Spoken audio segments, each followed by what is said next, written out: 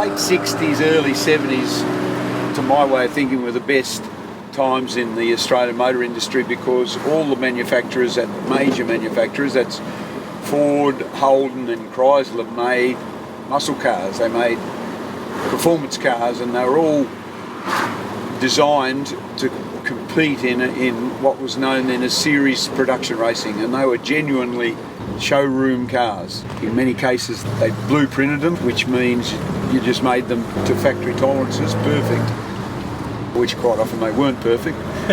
They competed all around the tracks of Australia. This car is an E49 RT Charger, so it's the last of the Chargers. It was the only Chrysler performance car to have a 4-speed gearbox.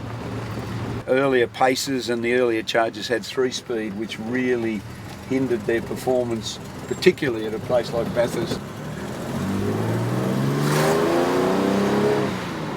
It's got a straight 6 4-litre engine. They called it a Hemi engine because of the combustion chamber, and it's got triple side draft Webers on it, so it sounds awesome.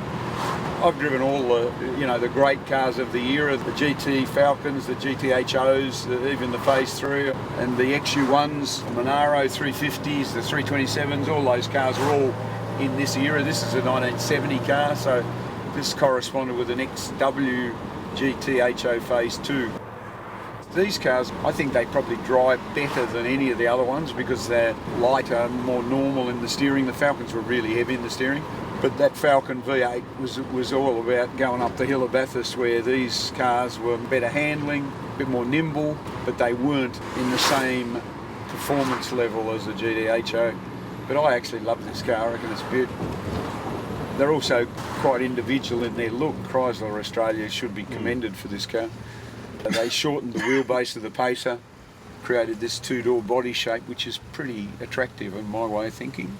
Very collectible now. There's, I believe, only 4 of these in silver that were made. I think they made maybe in the 200 units. They were pretty rare though. They only made them so they could sell them, so they could race them. Later on, in the later 70s, the cars got more restricted by emission controls, and they lost a lot of their performance edge. And then the rules of motor racing changed slightly, so you're allowed to modify them. But in this time, you got it off the showroom, you probably did a wheel alignment on it, and you raced it. So they were genuinely raced as they were sold. But it's easy to drive, and it's got this beautiful sound. You ever listen to it?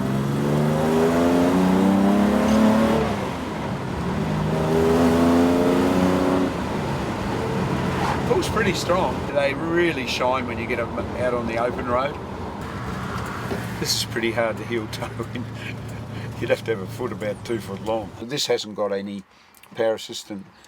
The brakes are heavy, you push. So I can imagine at the end of Conrod Straight, they would have been pushing themselves up off the seat, I reckon.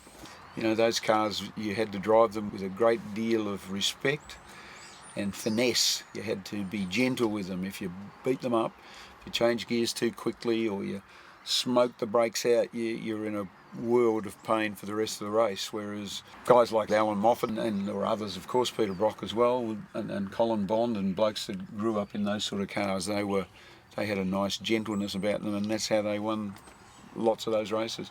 Unfortunately, Chrysler never won the Bathurst 1000, so it was one that got away. The next version after this was going to be an E55. The E55 was going to have the 5.5 litre V8 in it, but then we had I think it was 72, the Supercar scare.